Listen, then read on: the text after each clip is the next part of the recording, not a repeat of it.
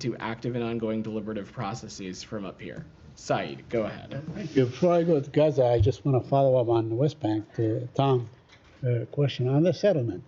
Is there any evidence, do you have any evidence that the Israelis listen to what you say, your expression of displeasure with the settlement and so on, let alone heed your warnings and so on this settlement? Has there been a shred of evidence over the past so many months? Now, you've spoken against the settlement and the spirit of settlement. Do you have any evidence that they actually said, okay, now we better stop because the United States is getting angry? I'm not going to speak to private diplomatic conversations, Saeed, but over the course of this conflict, when we have raised things with our partners in Israel, they have heeded our feedback, and I'm not going to parse it more specifically than that. But this is actually, I mean, that's a physical thing that you can point to.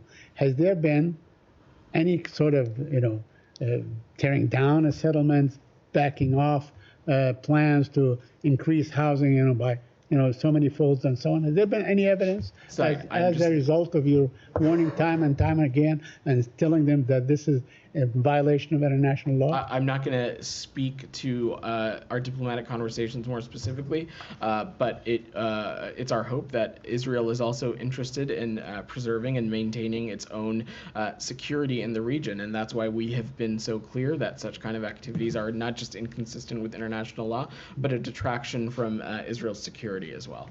On Gaza, I wanted to ask a couple of questions. Now, the Israelis ordered new Khan Yunis evacuation, and we heard the Secretary of State say yesterday that there's no sign that Israel is really lowering the intensity of its attacks on Gaza, and we also hear of looming starvation in Gaza. I mean, this is really a very horrific situation. Are you guys sort of reconciled? This is the order of the day. Things will go on like this indefinitely. I mean, do you have any kind of vision how this thing is going to end? When will it end? What is the United States of America doing about it? Saeed, let me say a couple things because I spoke a little bit about this yesterday. I know you were out yesterday, but first, as it relates to the activities in Khan Yunis, our viewpoint continues to be that any kind of forced displacement or forced relocation of Palestinians, of course, would be inconsistent with what the United States wants for the region and inconsistent with the principles that the Secretary laid out. That being said, it is, of course, Israel and the IDF has a right to defend itself from terrorism in accordance with international law, and as it is conducting these operations, it is fully appropriate for them to warn and encourage evacuation of civilians from potential areas where they may or may not be conducting operations. But specifically in Khan Yunis, we have seen Hamas moving back into areas previously cleared by the Israeli military, and yet just yesterday we understand that Hamas fired 20 rockets at Israel from the East Khan Yunis region yesterday. Of course, how these operations are conducted matters, and Israel needs to take every feasible precaution to protect civilians in their operation. But more importantly, Saeed, to your point about when will this end and when will this conflict end, let's not forget, and I think too often in this room we tend to find ourselves forgetting that just a number of weeks ago, the president laid out the tenets of a ceasefire proposal that would bring the hostages home, that would allow for an influx of humanitarian aid, that would put us on a path to diplomacy for the region, to get us to a region that is more integrated, more secure, and more stable.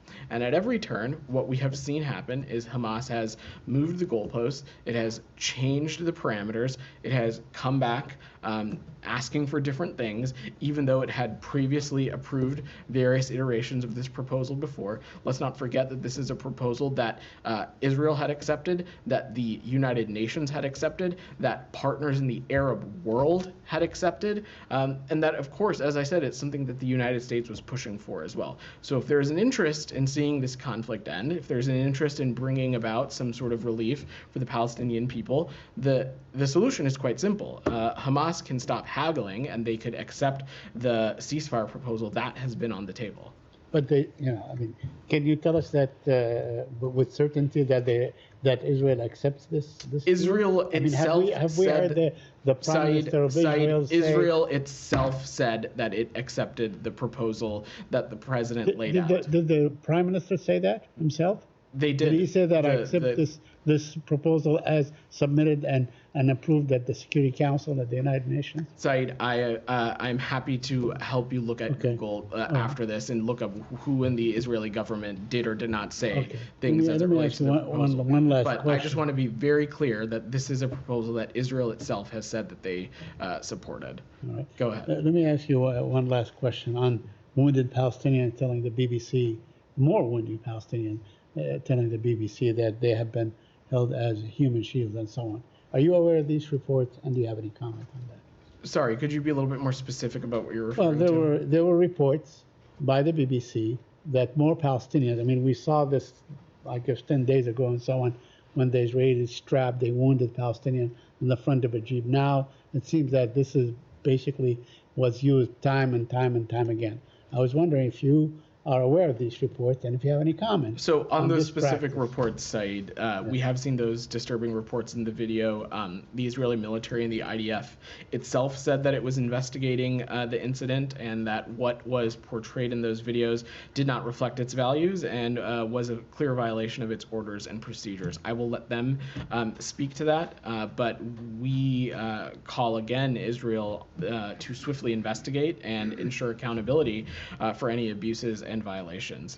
And we'll continue to make clear to the government of Israel that there are, of course, expectations to behave consistent with the law of armed conflict.